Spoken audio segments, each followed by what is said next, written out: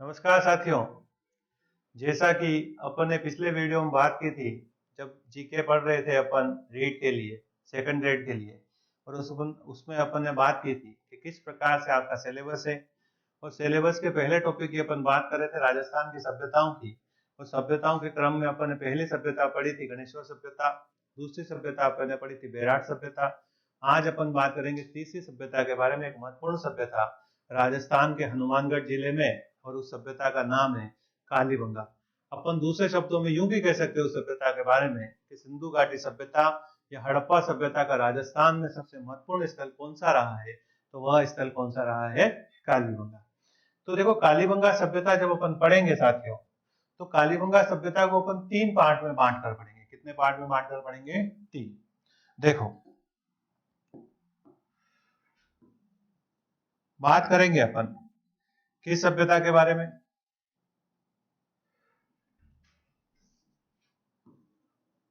कालीबंगा।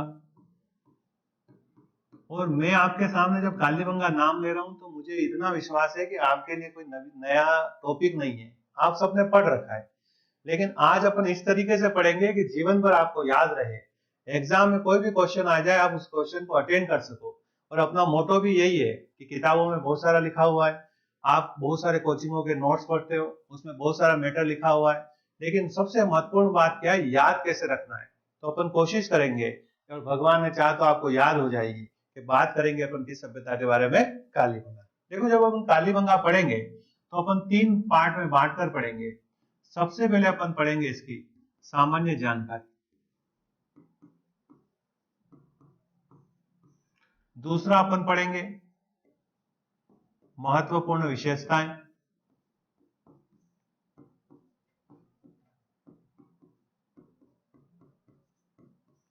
और तीसरा अपन पढ़ेंगे यहां से जो साक्ष्य उपलब्ध हुए हैं उन साक्ष्यों के बारे में। ठीक है, तो तीन पार्ट में अपन कालीबंगा सभ्यता की ओर बढ़ते हैं, और तीन पार्ट में अपन इसके बारे में बात करेंगे। देखो, सबसे पहले शुरुआत करते हैं, तो सबसे पहले अपन बात करते हैं कौन सी सभ्यता के बारे में, कालीबंगा। सुनना बात।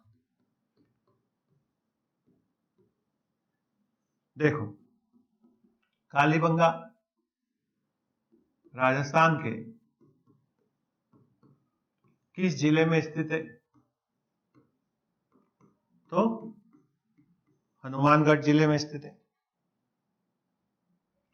फिर बात करें अपन, हनुमानगढ़ आपने देखा होगा इसकी सीमाएं पंजाब से लगती। ठीक है, कहते हैं यहां से खुदाई कार्य चल रहा था, तो यहां से बड़े मात्रा में काले रंग की चूड़ियां मिली है। तो ऐसा कहते हैं अपन कि पंजाब में चूड़ी को बंगा कहा जाता है, और राजस्थान में चूड़ी को बंगड़ी कहा जाता है। ठीक है, तो इसी पंजाब में बंगा कहा जाता है, और काले रंग की चूड़ियां मिली, तो इसका नाम क्या हो गया, तो क्या हो गया, कालीबंगा। तो दूसरे शब्दों में अगर मैं आपसे यूं भी कहूं, इसका शाब्दिक अर्थ क्या है, इसे किस नाम से जानते हैं, तो अपन ये कह सकते हैं कि इसे काले रंग की चूड़ियों के नाम से जानते हैं। कि शाब्दिक अर्थ क्या है, तो क्या है, काले रंग की चूड़ियां। किस नदी के किनारे स्थित है? तो वर्तमान में तो आपने देखा होगा यहाँ पर एक नदी है, और उस नदी का क्या नाम है, तो क्या नाम है, घग्गर।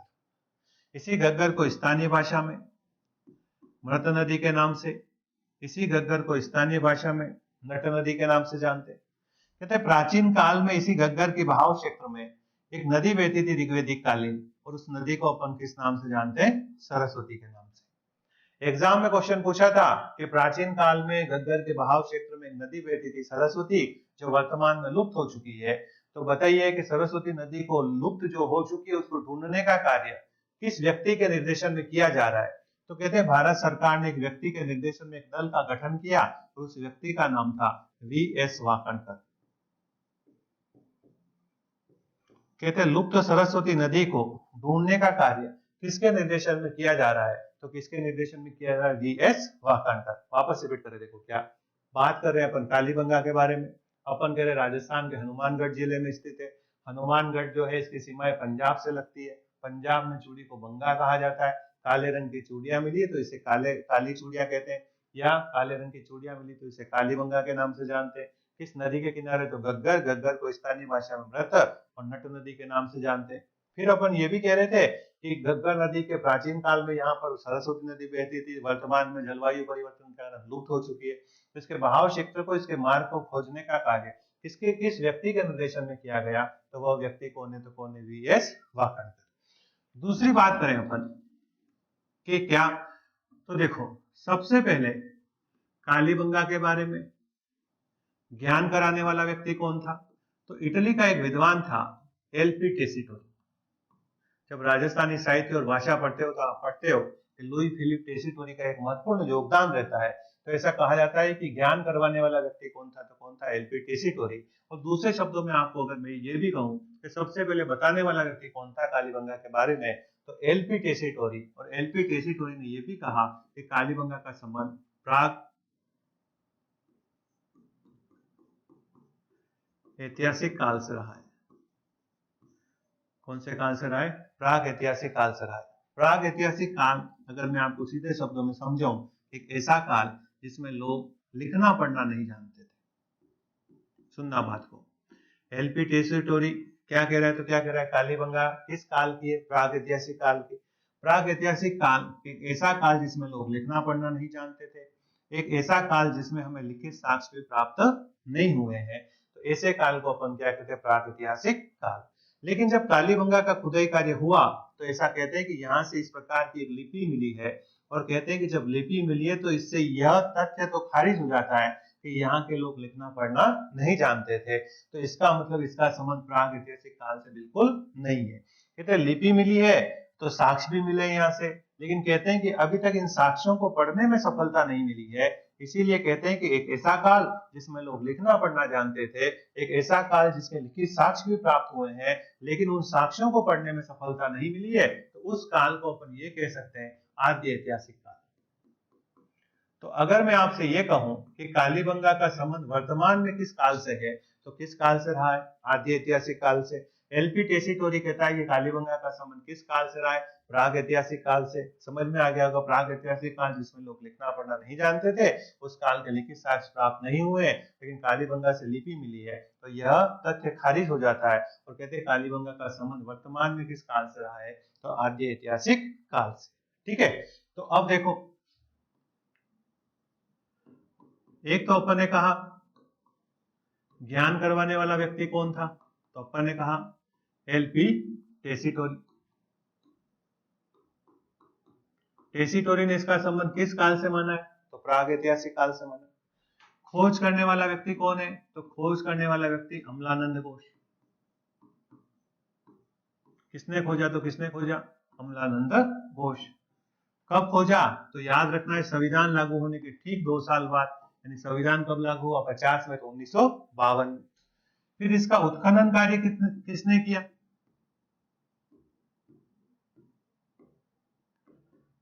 तो उत्खनन कार्य किया 2 व्यक्तियों ने,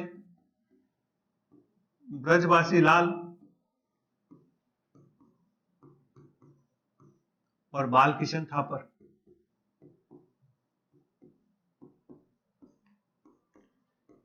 कब से लगा के कब तक? तो लगभग 8 वर्षों तक इसका उत्खनन कार्य हुआ, 61 से लगाकर 69। ठीक है, वापस रिपीट करें, देखो क्या कि खोज करता कौन है और उत्खनन करता कौन है। खोज और उत्खनन में क्या अंतर है अगर मैं आपसे पूछूं, तो अपन ये कह सकते हैं कि मेरे को पहली बार किसी ने देखा तो ये खोज हो गई, और मेरा किसी ने ऑपरेशन कर दिया तो ये क्या हो गया? उत्खनन हो गया। तो समझ गए, कालीबंगा को सबसे पहले देखने वाला अमलानंद घोष, इसने ये बताया कि यहाँ खोदो, यहाँ कुछ निकलेगा, और इसके कहने पर इन लोगों ने जो है यहाँ पर इनके निर्देशन में खुदाई कार्य हुआ, तो यहाँ से बहुत सारी वस्तुएं मिली। तो सबसे पहले प्रकाश में लाने का श्रेय जाता है अमलानंद घोष को। सबसे पहले ज्ञान करवाने वाला व्यक्ति कौन था? एलपी टेसीटोरी। और कहते हैं कि यह जो है उत्खनन कार्य ब्रजवासी लाल और बालकिशन थापर। और फिर अपन कह रहे हैं कि कालीबंगा वर्तमान में किस काल से संबंधित है? तो किस काल से संबंधित है? आदि ऐतिहासिक काल से। और एलपी टेसीटोरी कहता है कि किस काल से संबंधित है? तो प्राग ऐतिहासिक काल से संबंधित है। ठीक है, अब देखना जहां से क्वेश्चन बनते, ये तो सामान्य जानकारी हुई। आज से 4 वर्ष पहले यहाँ से क्वेश्चन पूछे जाते थे, अब क्वेश्चन यहाँ से नहीं पूछे जाते हैं। क्वेश्चन कहां से पूछे जाते हैं देखो, तो सबसे पहले अपन बात करें इसकी विशेषताओं के बारे में, इसकी क्या क्या विशेषता है। सुनना बात को, सबसे पहली विशेषता, इसका संबंध भारत की एक सभ्यता से रहा है और उस सभ्यता का क्या नाम है? हड़प्पा या सिंधु घाटी सभ्यता। वापस रिपीट कर रहा हूं, कालीबंगा का संबंध किस सभ्यता से रहा है भारत की? तो हड़प्पा या सिंधु घाटी सभ्यता। हड़प्पा और सिंधु घाटी सभ्यता कौन सी सभ्यता थी? कांस्ययुगीन सभ्यता थी। हड़प्पा और सिंधु घाटी सभ्यता कौन सी सभ्यता थी? नगरीय सभ्यता थी। पहली बार नगरों के साक्ष्य मिले यहां से। ठीक है, अब देखना, कहते हैं कोई भी सभ्यता अपने 3 चरणों में कंप्लीट होती। वापस रिपीट कर रहा हूं, कोई भी सभ्यता अपने 3 चरणों में कंप्लीट होती। एक प्राक, तो हड़प्पा की बात करें तो प्राक हड़प्पा, फिर है विकसित हड़प्पा और फिर है उत्तर हड़प्पा। तो हड़प्पा सभ्यता भी अपने 3 चरणों में चल, कौन कितने कौन है? प्राक हड़प्पा, विकसित हड़प्पा और उत्तर हड़प्पा। नहीं समझ में आ रहा है, मुझे पता है आपको। ठीक है, देखो क्या, अगर मैं कहूं कि मानव का जीवन, पूरा जीवन काल 3 चरणों में, बचपन, जवानी और बुढ़ापा। ये बचपन है, ये जवानी है, ये बुढ़ापा है। ठीक है, अगर मैं आपसे कहूं कि विकसित हड़प्पा से नगरों के प्रमाण मिले, ठीक है, तो नगर से पहले क्या होंगे? तो प्राक हड़प्पा से किसके प्रमाण मिले? गांवों के प्रमाण मिले। नगरों का पतन हुआ तो वापस किस में कन्वर्ट होगी सभ्यता? ग्रामीण सभ्यता में कन्वर्ट हो गई। तो सभ्यता का जब प्रारंभ चल रहा था तो गांव से प्रारंभ हुआ, फिर नगरों का निर्माण हुआ, पीक आया इसका, और फिर ढलान आया तो नगरों का पतन हुआ तो वापस किसमें कन्वर्ट हो गई? ग्रामीण सभ्यता में। सुनना, कालीबंगा से हमें इन दोनों कालों के अवशेष मिले, प्राक हड़प्पा के अवशेष भी मिले और विकसित हड़प्पा के अवशेष भी मिले। तो अगर मैं आपसे कहूं कि कालीबंगा से गांवों के अवशेष भी मिले और नगरों के अवशेष भी मिले, तो अपने शब्दों में अपन इसे कह सकते हैं कि यह क्या था? तो क्या था? एक तरह का अर्धनगर था, यानी पूरा नगर भी नहीं था और प्योर रूप से गांव भी नहीं था। जब शुरुआत हुई तो ग्रामीण थी और बाद में क्या बन गई? तो क्या बन गई? नगरीय सभ्यता की ओर चल पड़ी। तो अपन इसे कहते हैं अर्धनगर के यहाँ से साक्ष्य मिले। ठीक है, अब देखो, पहला इसकी विशेषता क्या है? कालीबंगा का संबंध भारत की किस सभ्यता से रहा है? हड़प्पा या सिंधु घाटी सभ्यता से। दूसरा क्या कि यहाँ से प्राक हड़प्पा और विकसित हड़प्पा के अवशेष मिले। प्राक यानी ग्रामीण सभ्यता के अवशेष भी मिले और नगरीय सभ्यता के भी अवशेष मिले। कहां से मिले? कालीबंगा से। दूसरी देखो, दूसरी इसकी क्या विशेषता है और? ठीक है, तो देखना, यहां पर एक इतिहासकार था डॉक्टर दशरथ शर्मा। क्या नाम था? डॉक्टर दशरथ शर्मा। इसने कालीबंगा को सिंधु घाटी सभ्यता की 3rd कैपिटल कहा है, तीसरी राजधानी कहा है। तो क्वेश्चन पूछा गया कि किसने इसको तीसरी राजधानी कहा है? तो किसने कहा है? डॉक्टर दशरथ शर्मा ने। किसकी कहा है? सिंधु घाटी सभ्यता की। किसको कहा है? कालीबंगा को। इसकी तीसरी विशेषता, तो क्या है इसकी तीसरी विशेषता? देखो, 1985 और 86 में सरकार ने यहां पर एक संग्रहालय की स्थापना की। किसकी स्थापना की? संग्रहालय की स्थापना। चौथी विशेषता क्या है? तो देखना, यहां से अधिकांशतः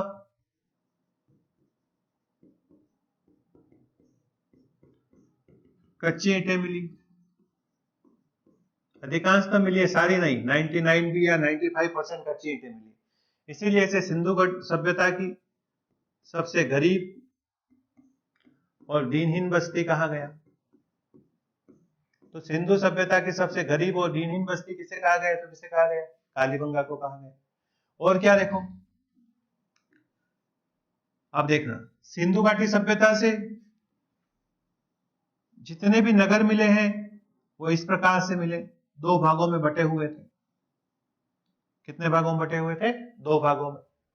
एक भाग था पश्चिमी भाग, एक भाग था पूर्वी भाग। समझना बात को, सिंधु घाटी सभ्यता भारत, पाकिस्तान, अफगानिस्तान 3 देशों में फैली हुई और सबसे लगभग ऐसे ही अंदर से जो है नगरों के साक्ष्य मिले, नगरों का नक्शा मिला है। 2 भागों में बटे हुए थे नगर, एक पश्चिमी भाग, एक पूर्वी भाग। अब देखो, पश्चिमी भाग ऊंचाई पर था, पूर्वी भाग नीचे था। जो ऊंचाई पर था उसे दुर्ग टीला कहते थे, जो नीचे था उसे निचला नगर कहते थे। ठीक है, पश्चिमी भाग में मकान मिले हैं, बड़े बड़े मकान मिले हैं डबल स्टोरी के। पूर्वी भाग में मकान मिले हैं, छोटे छोटे मकान मिले। पश्चिमी भाग के चारों तरफ एक सुरक्षा दीवार मिली है। सिंधु सभ्यता के सारे स्थलों की बात कर रहे हैं, क्या मिली है? सुरक्षा दीवार मिली है। पूर्वी भाग में ऐसी कोई दीवार देखने को नहीं मिलती सिंधु सभ्यता के सभी स्थलों से। ठीक है, इससे क्या पता चल रहा है? तो इससे ये पता चल रहा है, देखो पश्चिमी भाग में नरेंद्र मोदी, रतन टाटा, मुकेश अंबानी जैसे लोग रहते हैं, और पूर्वी भाग में रीट पटवारी, कांस्टेबल। समझ रहे बात को? यानी यहाँ शासक वर्ग रहता है, धनी वर्ग रहता था, व्यापारी वर्ग रहता था, और इधर क्या रह रहा है, तो क्या हो रहा है, सामान्य वर्ग रहता था, श्रमिक वर्ग रहता था, किसान वर्ग रहता था। अब अपवाद के रूप में कालीबंगा एकमात्र ऐसा नगर था जिसका पश्चिमी और पूर्वी दोनों भाग दीवारों से घिरे हुए थे। तो एग्जाम में क्वेश्चन पूछा, दोहरी रक्षा प्राचीर के प्रमाण कहां से मिले? क्या क्वेश्चन पूछा? दोहरी रक्षा प्राचीर के प्रमाण कहां से मिले? एग्जाम में क्वेश्चन पूछा, दोहरे परकोटे के प्रमाण कहां से मिले? सिंधु सभ्यता के किस स्थल से दोहरे परकोटे के प्रमाण मिले? राजस्थान के किस पुरातात्विक स्थल से दोहरे परकोटे के प्रमाण मिले? तो वह स्थल कौन सा? कालीबंगा। ठीक है, बाकी सबका पश्चिमी भाग था, इसके जो है अपवाद के रूप में दोनों भाग सुरक्षा दीवार से घिरे हुए थे। सुरक्षा दीवार इसलिए कोई जानवर नहीं आ जाए। सही बात समझ में? तो देखो पहली विशेषता क्या है, इसका संबंध हड़प्पा या सिंधु घाटी से रहा है। दूसरी विशेषता, यहाँ से हड़प्पा और सिंधु के दोनों कालों के अवशेष मिले, प्राक हड़प्पा और विकसित हड़प्पा, गांवों के अवशेष भी मिले, नगरों के अवशेष भी मिले। ठीक है, एक एग्जाम में क्वेश्चन आया, कालीबंगा से जुटे हुए खेत के प्रमाण मिले, वह जो है किस काल के हैं? तो वह किस काल के हैं? प्राक हड़प्पा काल के। खेत मिले तो गांवों से संबंधित होंगे। हरी बात समझे? दूसरा अपन कह रहे हैं कि यहाँ से अर्धनगर था, पूर्ण रूप से विकसित नगर नहीं था। तीसरा अपन कह रहे हैं डॉक्टर दशरथ शर्मा इसे सिंधु सभ्यता की तीसरी राजधानी कहता है। चौथा अपन ने कहा 85-86 में यहाँ संग्रहालय की स्थापना कर दी। फिर अपन ने कहा अधिकांशतः ईंटें कच्ची मिली, इसलिए गरीब और दीनहीन बस्ती कहा गया। फिर अपन ये कह रहे हैं कि इसके दो नगर दो भागों में बटे हुए थे, दोनों भाग इसके सुरक्षा दीवार से घिरे हुए थे। तो दोहरी रक्षा प्राचीर के दोहरे परकोटे के प्रमाण कहां से मिले? तो कहां से मिले? कालीबंगा से। ठीक है, और इसकी क्या विशेषता देखो, तो और इसकी एक विशेषता, आजादी के बाद,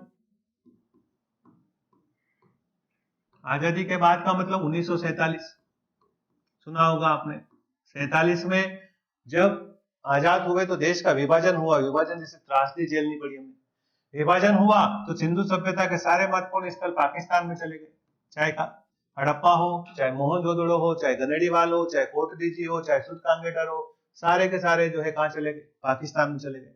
भारत के पास सिंधु सभ्यता का कोई भी स्थल ऐसा महत्वपूर्ण बचता नहीं। तो क्या होता है, भारत में आजादी के बाद फिर पुरातात्विक दलों का गठन किया गया, और भारत में सिंधु की जो सहायक नदियां भारत की ओर बह रही थी, वहां पर जो है खुदाई कार्य करवाए गए। तो कहते हैं आजादी के बाद भारत में उत्खनन किया गया। सिंधु सभ्यता का पहला स्थल रोपड़ था। रोपड़ कहाँ है? पंजाब में। और दूसरा स्थल कालीबंगा था। कालीबंगा कहाँ है? राजस्थान में। ठीक है, वापस रिपीट कर रहा हूं, आजादी के बाद उत्खनन किया गया भारत में सिंधु सभ्यता का पहला स्थल रोपड़ पंजाब, और दूसरा कौन सा था? कालीबंगा। क्वेश्चन फिर, आजादी के बाद भारत में उत्खनन किया गया सिंधु सभ्यता का दूसरा स्थल कौन सा है? तो कौन सा है? कालीबंगा। अब देखो और क्या विशेषता है।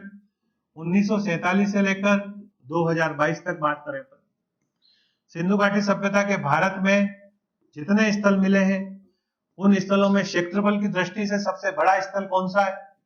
तो पहला स्थल है राखी गढ़ी।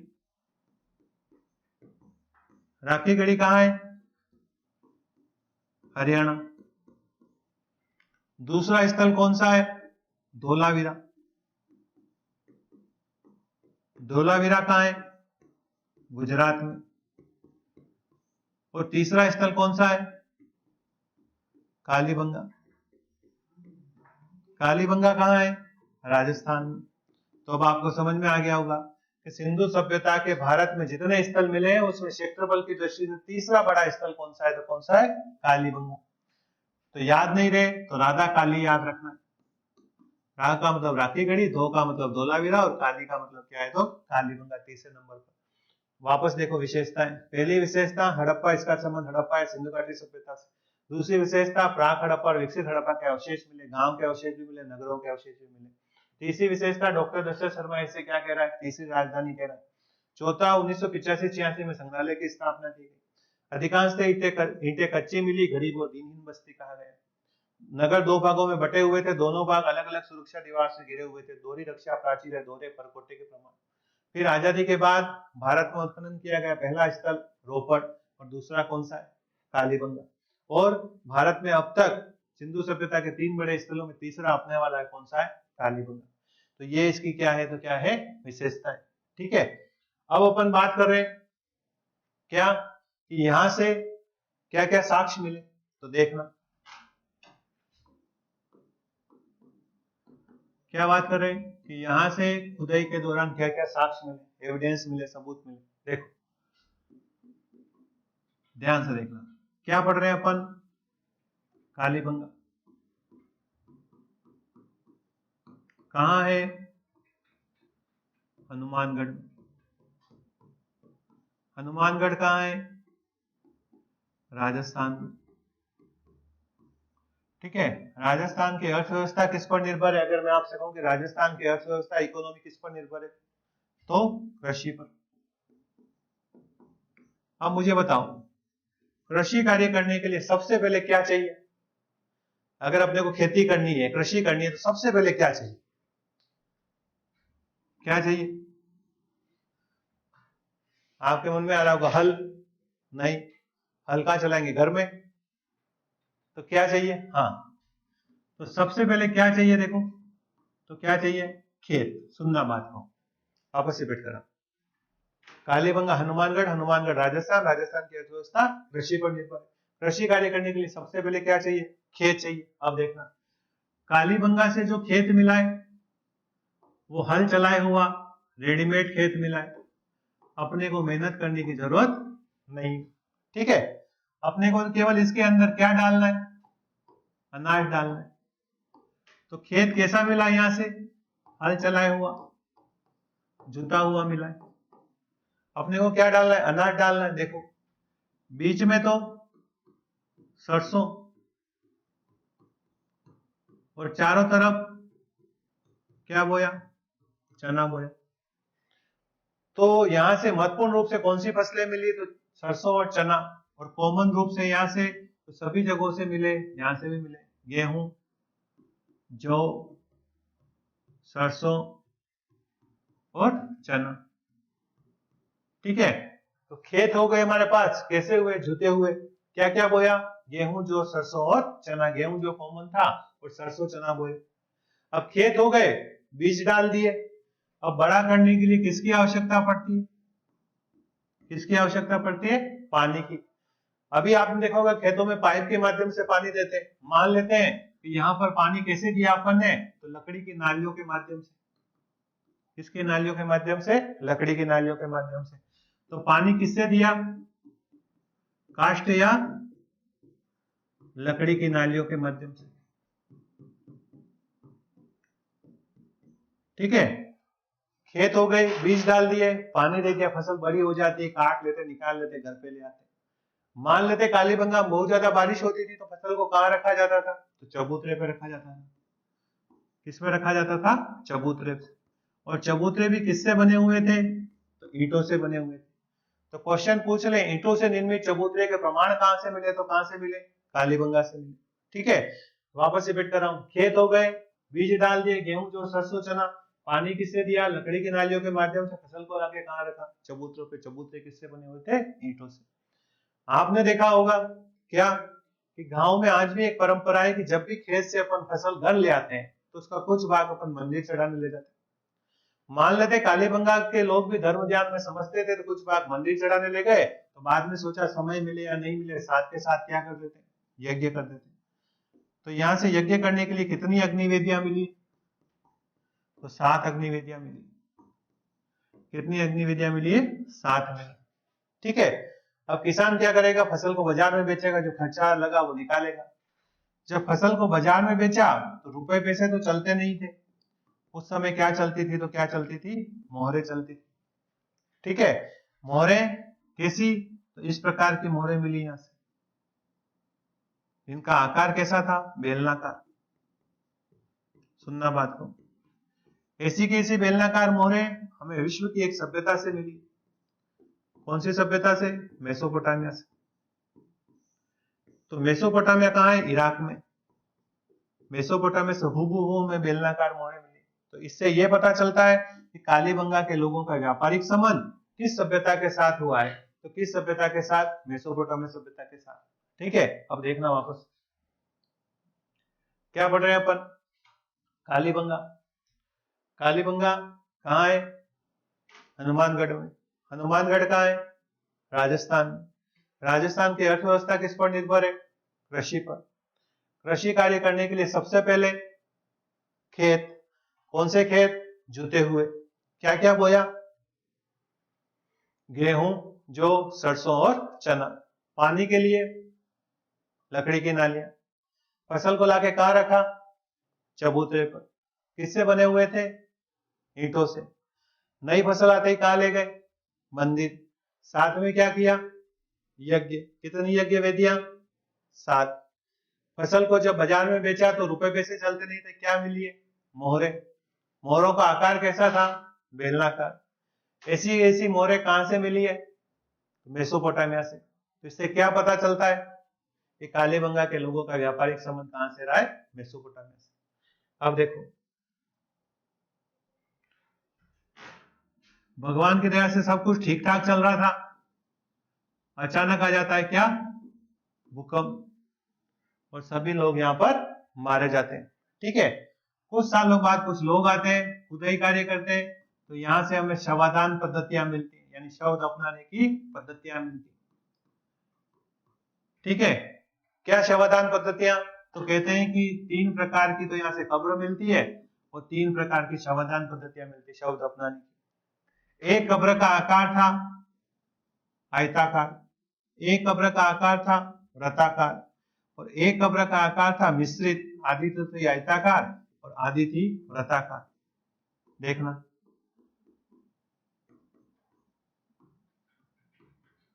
तो कितनी कब्रें मिली है? 3, आयताकार, वृत्ताकार और मिश्रित।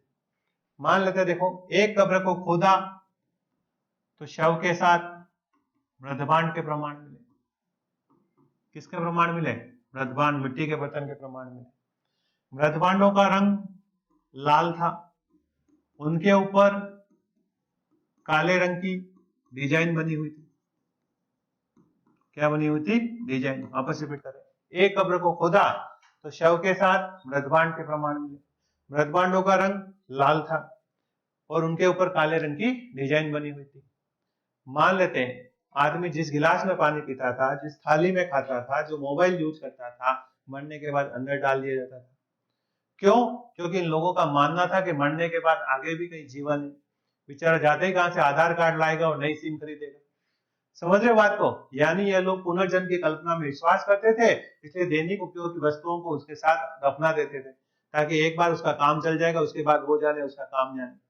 ठीक है, दूसरी कब्र को खोदा गया तो यहां से युग्म शव के साक्ष्य मिले, युगल समाधि मिली। युग्म शव का मतलब नर और नारी को एक साथ दफनाया गया। मान लेते पति पत्नी में बहुत ज्यादा प्यार रहा होगा, साथ में जीने मरने की कसमें खाई होगी, तो पति मरा तो साथ में किसको लपेटा? पत्नी को। या पत्नी मरी तो या पति को, या एक दूसरे के ऊपर विश्वास नहीं करते होंगे। ऐसा नहीं हो सकता है। इसे ये भी पता चलता हो सकता है सती प्रथा की परंपरा रही। अभी तक ऐसा कंफर्म नहीं है, लेकिन इससे पता चलता है कि सती प्रथा शायद विद्यमान हो, इसीलिए हमें नर और नारी के जो है एक साथ क्या मिले? साक्ष्य मिले। फिर तीसरी कब्र को खोदा, देखो तो एक बालक की खोपड़ी मिली, जिसके पीछे वाले भाग पर 6 छेद मिले। कितने छेद मिले? 6 छेद मिले। गांव में आपने एक शब्द सुना होगा, डाम देना। बहुत सारे जनों सुना होगा। क्या है कि जब भी छोटे बच्चे के पेट में दर्द करता था, सांस चलती थी, तो गरम गरम लोहे की वस्तु गरम करके यहाँ चिपका देते थे। उससे क्या हो जाता? पेट दर्द ठीक हो जाता। क्यों? क्योंकि बेचारे के यहाँ का चालू हो जाता, यहाँ का भूल जाता हो। तो मान लेते हैं कि इसकी सर में दर्द किया, कितनी बार डाम लगाया? 6 बार डाम लगाया। अपनी भाषा में डाम देना, और मेडिकल साइंस में इसे हाइड्रोसिफोलिस कहते हैं। क्या कहते हैं? हाइड्रोसिफोलिस। यानी मस्तिष्क में जब पानी भरा जाता है तो इस विधि के द्वारा बाहर निकाला जाता है। क्वेश्चन पूछा जाता है शल्य क्रिया या हाइड्रोसिफोलिस के प्रमाण कहां से मिले, तो कहां से मिले, कालीबंगा से मिले। तो देखो आगे देखो, वापस रिपीट कर रहे हैं, क्या पढ़ रहे हैं, कालीबंगा कहाँ है, हनुमानगढ़। हनुमानगढ़ कहाँ है, राजस्थान। राजस्थान की अर्थव्यवस्था कृषि पर। कृषि कार्य करने के लिए सबसे पहले खेत, कौन से खेत मिले, जुते हुए खेत। क्या क्या बोया, गेहूं, जौ, सरसों और चना। फिर पानी के लिए लकड़ी की नालियां।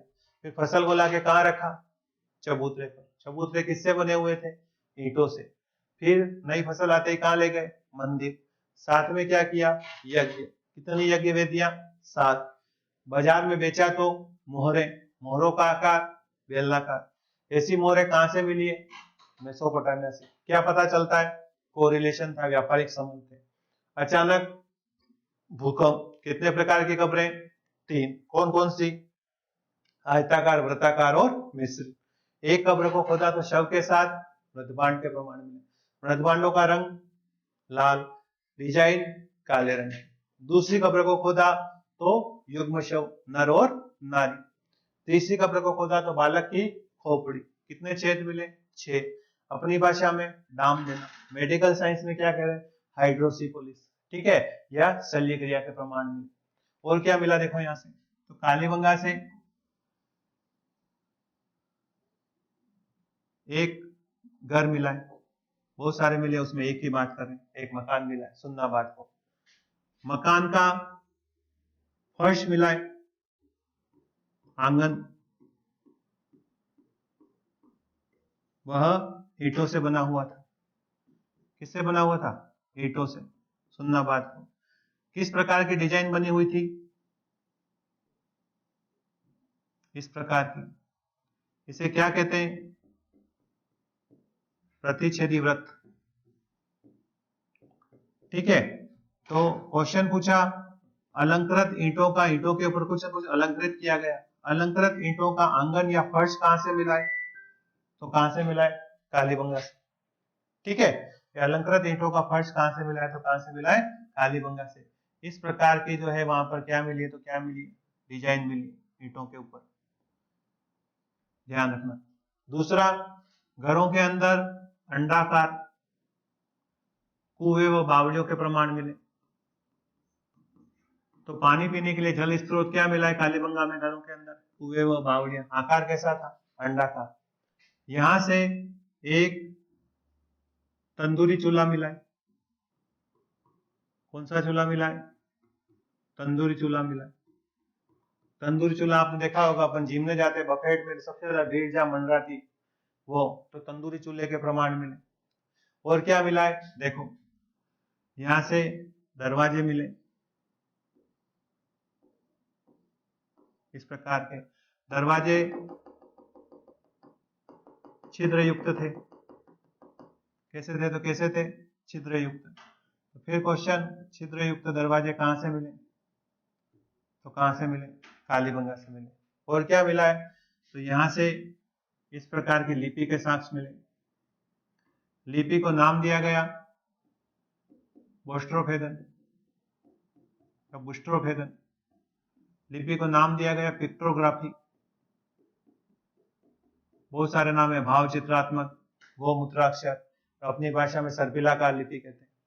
यहाँ से और क्या मिला है, तो यहाँ से तांबे का वृषभ मिला है।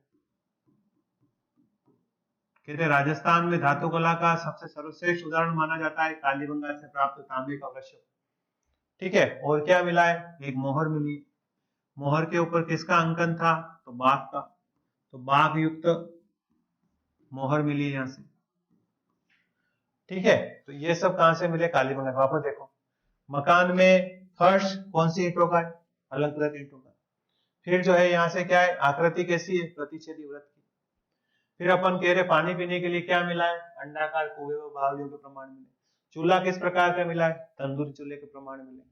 तांबे का वृषभ मिला है, राजस्थान में धातु कला का सर्वश्रेष्ठ उदाहरण माना जाता है। फिर यहाँ से बोस्ट्रोफेदन, लिपि के साक्ष्य मिले पढ़ने लिखने के लिए। तो पढ़ने लिखने के लिए क्या मिला है, तो लिपि के साक्ष्य, बोस्ट्रोफेदन, पिक्टोग्राफी लिपि कहा गया। फिर यहाँ से छिद्रयुक्त दरवाजे मिले। फिर अपन और क्या मिला है यहाँ से, तो एक मोहर मिली जिसके ऊपर बाघ का अंकन था। अब देखो यहां से क्या नहीं मिला है, तो सब जगह से मिला है लेकिन यहां से नहीं मिला, ध्यान रखना सबसे इंपॉर्टेंट। पहला, यहां से कोई भी मातृ देवी की मूर्ति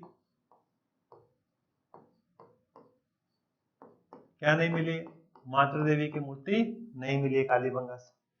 और क्या, तो कहते हैं यहां से घरों के अंदर खिड़कियां नहीं मिली, दरवाजे तो मिले छिद्र युक्त लेकिन यहां से खिड़कियां नहीं मिली। और क्या नहीं मिला यहां से, तो ऐसा कहते हैं यहां से हमें लोहे के साक्ष्य नहीं मिले। किसके साक्ष्य नहीं मिले, लोहे के साक्ष्य, ध्यान रखना।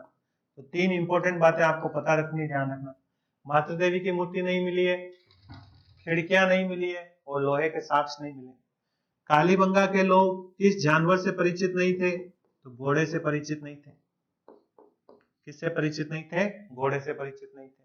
अब घोड़े के ऊपर लंबी बहस है, कहते हैं सिंधु घाटी सभ्यता में बहुत सारे स्थानों से घोड़े के साक्ष्य मिले। राना गुंडे से घोड़े का जबड़ा मिला है, सुरकोटड़ा से घोड़े की हड्डियां मिली, लोथल और मोहनजोदड़ो से घोड़े की मिट्टी की मूर्तियां मिली। फिर भी अपन कहते हैं घोड़े से परिचित नहीं थे, तो इतिहासकार कहते हैं कि वह घोड़ा बाद के समय का है। बहुत सारे इतिहासकार कहते हैं घोड़ा तो मिला है लेकिन घोड़ा जंगली था, पालतू नहीं था, घोड़े के उपयोग से परिचित नहीं थे।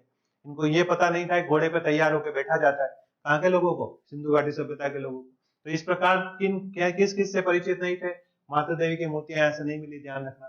खिड़कियां यहाँ से नहीं मिली घरों के अंदर, लोहे के साक्ष्य यहाँ से नहीं मिले और घोड़े के साक्ष्य यहाँ से नहीं मिले। तो ये अपन क्या पढ़ रहे हैं, तो क्या पढ़ रहे हैं, कालीबंगा। ठीक है, अब देखो यहां से अजीब तरह के क्वेश्चन भी पूछे गए। क्या क्वेश्चन पूछा गया, पहला देखो,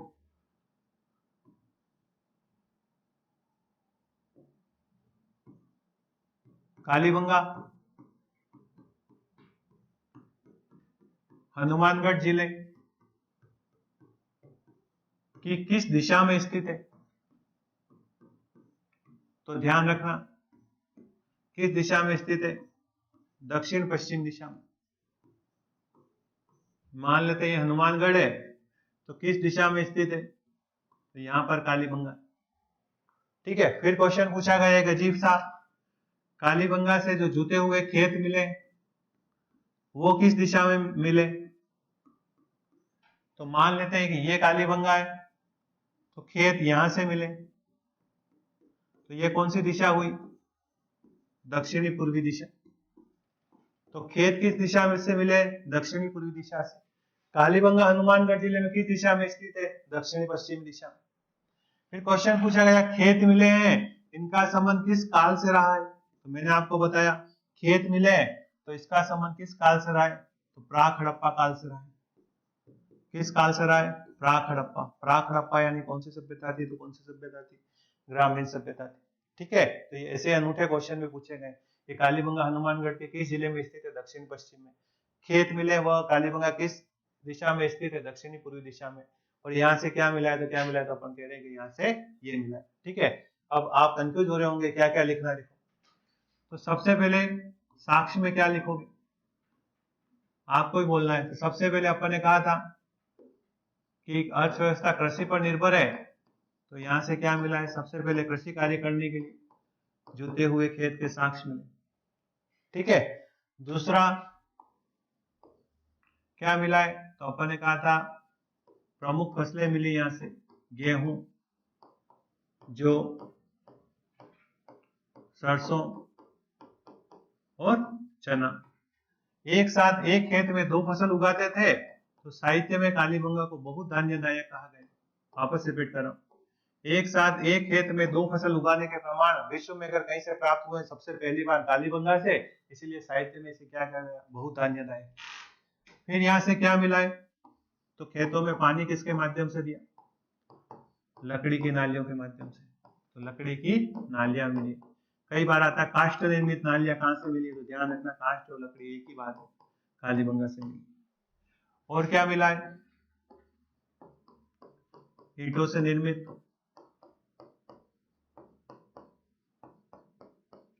ऊंचे चबूतरे।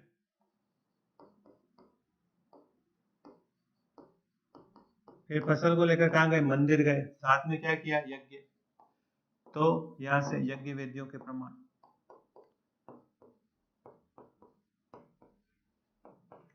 कितनी यज्ञ विद्या मिली है? 7। अब सुन लो एक बात और, मैं अगर आपसे कहूं क्या कालीबंगा के लोग मंदिर से परिचित थे? तो बिल्कुल नहीं थे, ध्यान रखना। ये तो अपने कहानी बनाने के लिए जोड़ा है कि मंदिर गए, जो लिख रहे हैं वही सत्य है, ध्यान रखना। क्या यज्ञ वेद्यों से परिचित थे? यज्ञ से परिचित बिल्कुल थे, क्योंकि यज्ञ वेद्यों के साक्ष्य मिले, मंदिर के यहाँ से कोई साक्ष्य नहीं मिले। केवल अपन जो है मूवी आती तो आपने देखा होगा बाकी सारे पात्र काल्पनिक हैं, इनका वास्तविक जीवन से कोई संबंध नहीं है, तो मंदिर का कोई संबंध नहीं है, ध्यान रखना है, ठीक है। तो यहाँ से जोड़ने के लिए अपन ने कहा। और यहाँ से मोहरे मिली। मोहरे किसे कहते हैं? तो ध्यान रखना, स्टेम को कहते हैं, छाप को कहते हैं। यहाँ के लोग मुद्रा से परिचित नहीं थे, ध्यान रखना, मोहर से परिचित थे। मोहर कैसी मिली है? बेलनाकार। ये भी आपके मन में डाउट आ रहा होगा कि आपने तो कहा कि बेचने के बेचा तो मोहर मिली, वो भी जोड़ने के लिए बात की थी। केवल ध्यान रखना, मोहर क्या थी? हमारा सामान मेसोपोटामिया में जाता था तो माल पे करके ऊपर सील लगाते थे। हमारी मोहर वर्गाकार आकार की थी, उनकी मोहर इस प्रकार की थी। तो हमारा सामान जाता था तो वर्गाकार मोहर लगाते थे, उनका जाता था तो बेलनाकार लगाते थे, तभी पता चला कि वहां से आया। इसलिए अपन कह रहे हैं बेलनाकार मोहरे मिली। बेलनाकार मोहरे मिली है, इसीलिए अपन कह रहे हैं इसका संबंध किससे रहा है? मेसोपोटामिया से रहा है। और क्या मिला है? भूकंप के साक्ष्य मिले।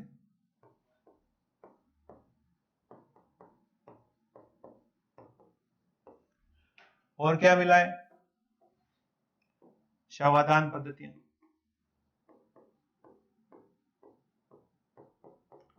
और कब्र। कौन कौन सी? आयताकार, वृत्ताकार और मिश्रित, ठीक है। और देखो फिर शवों के साथ मृदभांड के प्रमाण,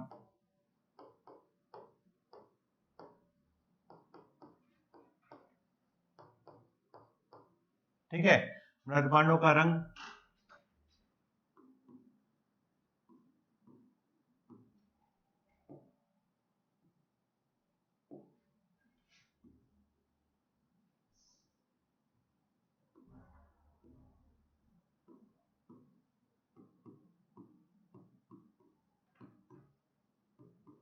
रंग कौन सा था? लाल, ठीक है। डिजाइन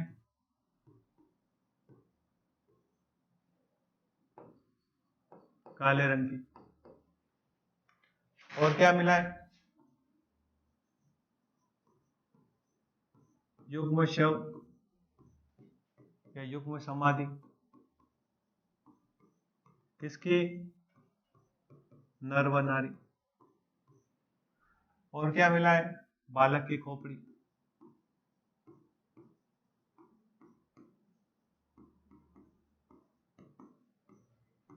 छेद छेद, ठीक है। क्या कह रहे हैं? हाइड्रोसिफोलिस।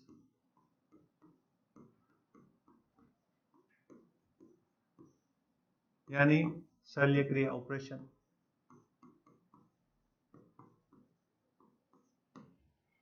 और क्या? देखो अलंकृत,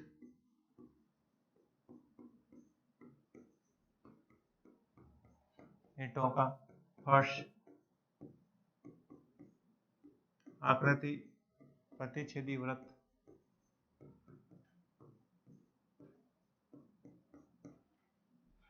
और क्या मिला है? तो अंडाकार, कुएं व बावलियों के प्रमाण।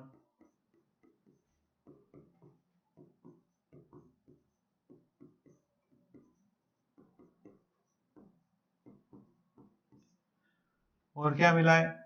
तंदूरी चूल्हा। चूल्हा कौन सा मिला है? तो तंदूरी चूल्हा मिला है, ठीक है। और लिपि सर्पिलाकार, नाम था बुस्ट्रोफेदन।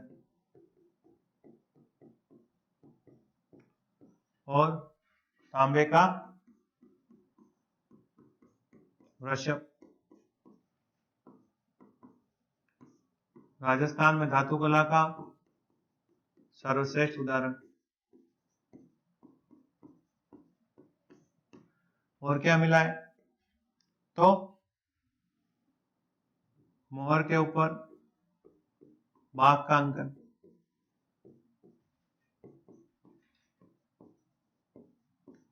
दरवाजे छिद्रयुक्त,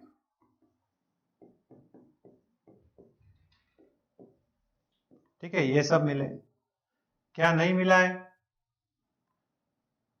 तो ये सब नहीं मिले, माता देवी की मूर्तियां, खिड़कियां, लोहे के साक्ष, घोड़े के साक्ष। तो ये अपन ने क्या पढ़ा? कालीबंगा। वापस रिपीट कर लेते फटाफट। कालीबंगा, हनुमानगढ़। हनुमानगढ़ कहाँ है? राजस्थान में। किस नदी के किनारे? घग्गर। घग्गर के पहले कौन सी नदी है? सरस्वती, लुप्त हो चुकी। कौन ढूंढने का कार्य कर रहा है? वीएस वाकणकर। फिर अपन कह रहे हैं कालीबंगा को सबसे पहले ज्ञान करवाने वाला एलपी टेसीटोरी। किस काल से संबंधित माना? प्राग ऐतिहासिक काल से। लेकिन है किस काल का? आद्य ऐतिहासिक काल का। खोजकर्ता अमलानंद घोष 1952। उत्खनन करता बीबी लाल और बीके थापर। ठीक है। फिर अपन कह रहे विशेषता, इसका संबंध भारत की सिंधु घाटी सभ्यता से रहा है। सिंधु घाटी सभ्यता के 3 कालों के अवशेष मिले, हड़प्पा, प्राक हड़प्पा, विकसित हड़प्पा और उत्तर हड़प्पा। यहाँ से 2 कालों के अवशेष मिले। कहते हैं कि 2 कालों के अवशेष मिले तो टोटल स्तर कितने मिले? 5 स्तर मिले। कितने लेवल मिले? 5, यानी 5 बार बसी और 5 बार उजड़ी। ठीक है। फिर अपन कह रहे हैं और क्या? तो अपन ने कहा इसकी विशेषताओं के बारे में, यहाँ से क्या मिला है? तो अपन ने कहा डॉक्टर दशरथ शर्मा इसे सिंधु सभ्यता की तीसरी राजधानी कहता है। 85-86 में संग्रहालय बनाया गया। फिर अपन ने ये कहा कि इसके दोनों भाग अलग अलग दीवारों से घिरे हुए थे, दोहरी रक्षा प्राचीर के प्रमाण मिले। फिर अपन ने इसके बारे में ये कहा क्या थी? तो अधिकांशतः ईंटें कच्ची मिली है, तो इसीलिए गरीब या दीनहीन बस्ती कहा गया। 1947 के बाद भारत में सिंधु घाटी सभ्यता के स्थल का उत्खनन किया गया। पहला स्थल रोपड़ और दूसरा कौन सा है? कालीबंगा। फिर अपन ने कहा क्या कि आजादी के बाद अब तक सिंधु घाटी सभ्यता के भारत में 3 महत्वपूर्ण बड़े स्थल, पहला राखीगढ़ी, दूसरा धोलावीरा और तीसरा कालीबंगा। साक्ष्य पढ़ रहे थे कालीबंगा, हनुमानगढ़। हनुमानगढ़ राजस्थान। राजस्थान की अर्थव्यवस्था कृषि। कृषि कार्य करने के लिए जुते हुए खेत। खेत में क्या क्या बोया? गेहूं, जौ, सरसों, चना। पानी के लिए लकड़ी की नालियां। फसल को लाके कहाँ रखा? चबूतरे। चबूतरे किसे? ईंटों से। फिर अपन ने कहा फसल को लेके कहाँ गए? मंदिर। तो साथ में क्या किया? यज्ञ। कितनी यज्ञ विधियां? 7। बाजार में बेचा तो मोहरे, मोहरों का आकार बेलनाकार, ऐसी मोहरे मेसोपोटामिया। तो इससे पता चलता है कि व्यापारिक संबंध थे। फिर अचानक भूकंप। भूकंप के साक्ष्य 3 प्रकार के शवाधान, 3 प्रकार की कब्रें, आयताकार, वृत्ताकार और मिश्रित। एक कब्र को खोदा तो शव के साथ मृदबाण, मृदबाणों का रंग लाल और रेखाएं, डिजाइन जो है काली। दूसरी कब्र को खोदा तो युग्म शव, युगल समाधि के साक्ष्य मिले, नर और नारी। तीसरी कब्र को खोदा तो बालक की खोपड़ी, 6 छेद, अपनी भाषा में डाम और उनकी भाषा में हाइड्रोसिफोलिस। फिर अपन कह रहे हैं घर मिले, मकान मिले। फर्श कौन सा मिला है? अलंकृत ईंटों का। पानी पीने के लिए अंडाकार कुएं व बावड़ियां। चूल्हा कौन सा मिला है? तंदूरी चूल्हा मिला है। तांबे के वृषभ की मूर्ति मिली। राजस्थान में धातु कला का सर्वश्रेष्ठ उदाहरण मिलता है। दरवाजे कैसे मिले? छिद्र युक्त मिले। फिर अपन कह रहे हैं मोहर मिली, जिसके ऊपर किसका अंकन था? बाघ का अंकन था। ठीक है। फिर अपन कह रहे हैं कि यहाँ ये लोग किससे परिचित नहीं थे? तो अपन ने कहा घरों के अंदर खिड़कियों से परिचित नहीं थे। यहाँ से कोई भी माता देवी की मूर्ति नहीं मिली। फिर अपन ने कहा और क्या? तो यहाँ से लोहे के साक्ष्य नहीं मिले। और क्या नहीं मिला यहाँ से? तो क्या नहीं मिला? ये लोग घोड़े से परिचित नहीं थे। फिर अपन कह रहे हैं कि यहाँ पर घोड़े से परिचित नहीं थे तो किस किस जानवर से ज्यादा परिचित थे? तो सबसे ज्यादा जानवर के साक्ष्य मिले ऊंट के, दूसरे जानवर के साक्ष्य मिले कुत्ता और तीसरे जानवर के साक्ष्य मिले किसके मिले? तो किसके मिले? बाघ। तो ऊंट, कुत्ता और बाघ याद रखना। एक भारत का राष्ट्रीय पशु है, एक राजस्थान का राज्य पशु है। ठीक है। फिर अपन कह रहे हैं क्या कि और क्या मिला यहाँ से? तो अपन ने कहा कि कालीबंगा किस स्थान में, किस दिशा में? तो हनुमानगढ़ जिले के दक्षिण पश्चिम दिशा में स्थित है। खेत किस दिशा में? दक्षिणी पूर्वी दिशा में स्थित है। फिर अपन ने कहा कि खेत का संबंध किस काल से रहा है? तो प्राक हड़प्पा काल से रहा है। तो ये अपन ने साथियों पढ़ी क्या? कालीबंगा। और मेरा विश्वास है इससे बाहर आपका क्वेश्चन नहीं जाएगा और मैं आशा करता हूं कि आपको थोड़ा बहुत याद हो गया होगा। धन्यवाद।